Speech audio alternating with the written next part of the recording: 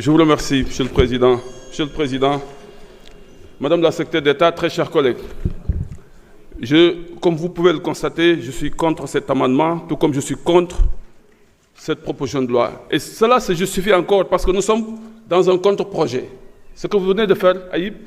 c'est un contre-projet parce que vous modifiez l'article unique. Et ça, c'est réglé par notre règlement intérieur. Normalement, on devrait retourner en commission.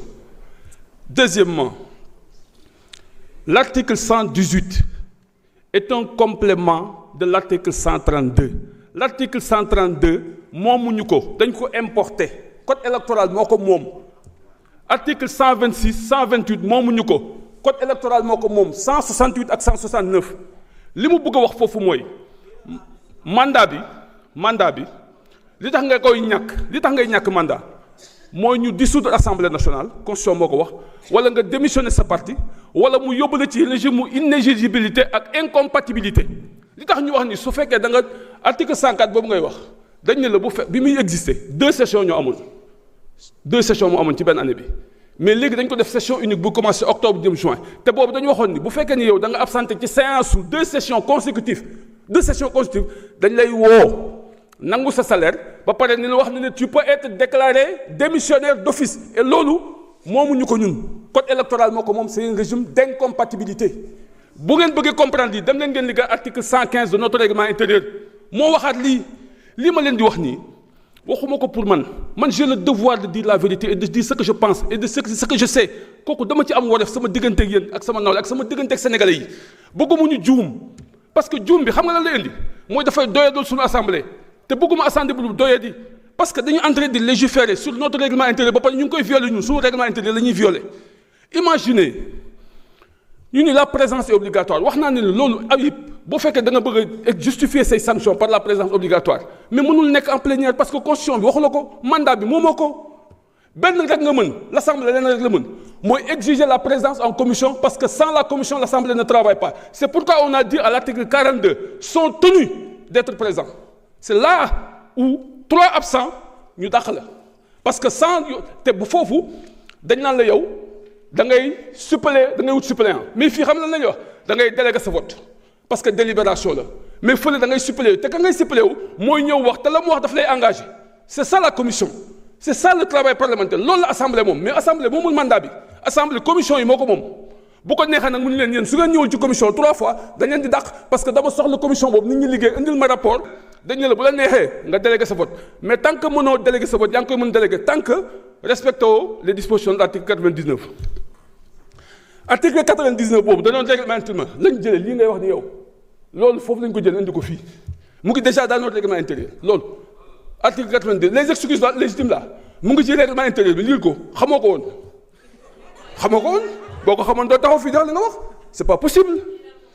non du may ko na ko lire moom fu ngeen ne bu koy xool xam na ko xam nga wax ci loo xamul dafa dangereux billahi wallahi tallahi wax loo xamul dafa dangereux surtout ci matière législative c'est-à-dire que dama et puis ay ñoo xamante ni ay sachant nga jàppoon ni ñoom la ñoom ñooy ñëw di wax ci lu ñu xamul dara ça c'est du droit parlementaire c'est une matière consacrée kii mën nga def nekk professeur université ñëw doo xam ci li dara parce que c'est spécifique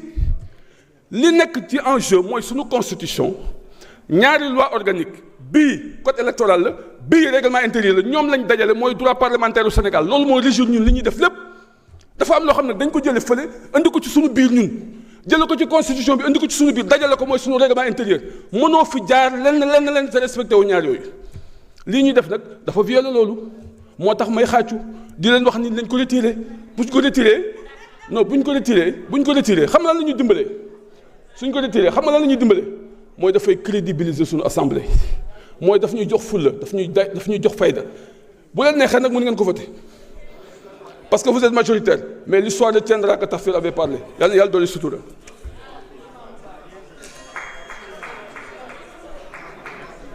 Merci beaucoup. Monsieur le rapporteur. Non, le président plutôt.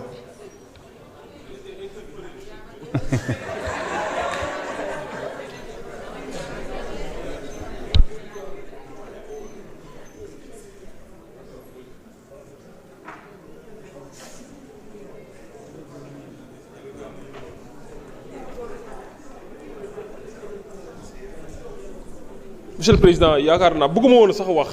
mais comme je suis interpellé par le sachant yow yaa xam yaa ma interpellé article 99 Monsieur le Président article 99 pour bañ ñu lëndëmal leen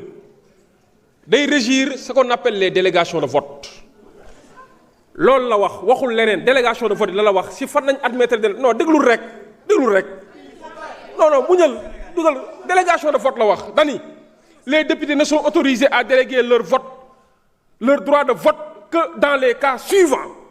c'est la ñëw ne maladie accident ainsi de suite mission temporaire confiée par le président de la République ou de l'Assemblée nationale service militaire accompli en temps de guerre les dites délégations peuvent être vérifiées par tout député loolu la wax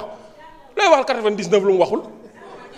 loo koy waxal lu mu waxul mënoo bàyyi di waxal texte bi lu mu waxul c'est pas bien benn bi mooy article 119 mooy wax ci congé yi député yi encore une fois nga bañ see juum ci congé député yi te loolu tamit wax nañ ci yaa ngi dégg li ma bëgg a wax foofu mooy gis nga ñii bu ñu leen toppee xam nga lu ñu bëgg un député bu ñëwee ñu fal ko rek mu ni député laa takkal nañ ko écharpe am demal toog sa kër loolu rek loolu ngeen bëgg toogal sa kër oto bi ñu lay jox sax bu la neexee nga jox ko sa coro mu koy doxantoo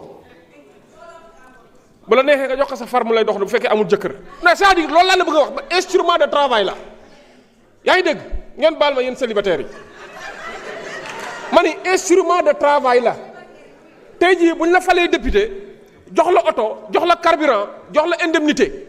nga dem mën a dem toog sa kër pour man loolu mooy yaa ngi trahir le serment que vous avez tenu envers le peuple sénégalais man loolu laa gëm te loolu c'est du vol ji nga dañ ko tuddee indemnité pour un député pour un fonctionnaire ñu tuddee ko peut-être salaire wala leneen mais en réalité yooyu yëpp non générique bi salaire la et le salaire c'est la contrepartie d'un travail fait doo tëdd sa kër ñu lay fay weer bu dee loolu lekk sax am nga loo war a mën jàkkaarloog sénégalais yi beneen bi mooy bu ñu juum gis nga boo demee ci fonctionnaire am na fi ay haut cadre de la fonction publique dañ ne un fonctionnaire qui bénéficie d'une disponibilité et qui au terme de cette disponibilité ne rejoint pas son poste est considéré comme démissionnaire d'office loolu tamit bu ko juum moo fan la lan lay wax dama ne il faut être juste di nga une élection ce n'est pas un blanc-seing ce n'est pas une licence boo xam ne da nga kaa jot à tout faire une élection c'est une élection c'est juste rek pour nga représenter une certaine dignité du peuple sénégalais et l'Assemblée nationale l'hémicycle est le lieu par excellence de la représentation du peuple sénégalais moo ni peuple sénégalais bi war nga je vais vous représenter à l'Assemblée nationale ba pare ñu fal nga dem toog sa kër ba pare yaa ngi représenter le peuple sénégalais nañu waxante dëgg tamit comme c'est que nag démocratie moo neex ci dëkk bi am na démocratie mooy da ngay taxaw fii wax lu la neex bu la neexee nga neexal baat bu la neexee nga xuural baat mais amul problème mais l'essentiel lépp looy wax na nga koy wax tekk ci dëgg tekk ci ragal yàlla te bañ a nekk fii di sérieux si ñàkk a ragal